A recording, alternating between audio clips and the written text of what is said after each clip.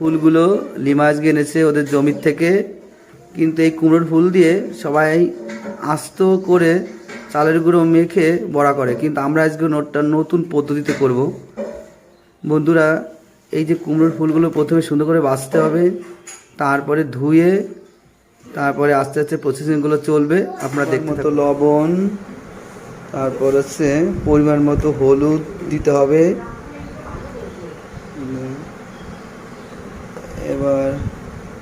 এবার হচ্ছে চালের গুঁড়ো অর্ধেক দিতে হবে পরিমাণ মতো, আর হচ্ছে বেসন দিতে হবে পরিমাণ মতো করে। তারপরে শুকনো লঙ্কার গুঁড়িও দেওয়া যায়, কাঁচা লঙ্কার গুঁড়ি দিলে হয়।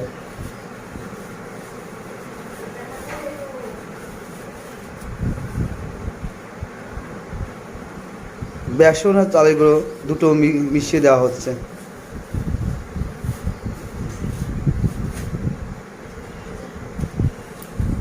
এবার একটা শুকনো লঙ্কার গুঁড়ো দেওয়া হবে। এবার সুন্দর করে এটা সুন্দর করে চটকে নিতে হবে, সুন্দর করে চটকাতে হবে, একদম পুরো এটা মাখো মাখো করতে হবে। সব কিছু মিশিয়ে লাস্ট পজিশনে এরকম এসছে।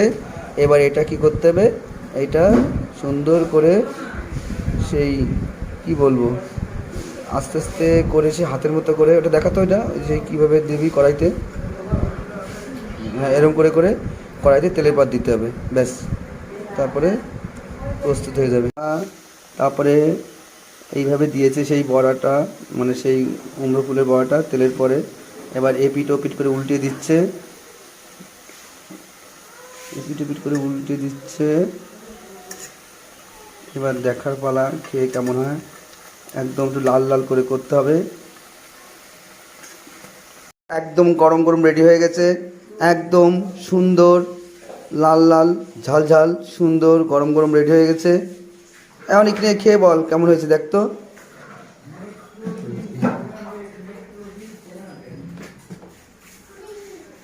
একদম গরম, তাই না?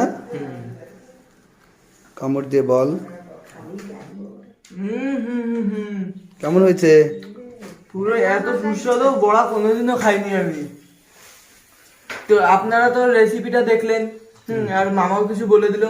তো আপনারা বাড়িতে ভালো করে বানিয়ে খাবেন। আর এটা আমরা তো দুপুরবেলা খাচ্ছি, বাট আপনারা এই যে ঠান্ডা ঠান্ডা একটু বৃষ্টি বৃষ্টি সময় খাবেন, আপনাদের খুবই ভালো লাগবে। আর এইটা করে যাচ্ছে লিমা করেছে, লিমাকে আমি পরের দিন ওকে পুরোটা দেখিয়ে দেবো। আজকেও বলছে এইটুকু শুধু দেখাতে বললো, ঠিক আছে। আর এই ভিডিওর হচ্ছে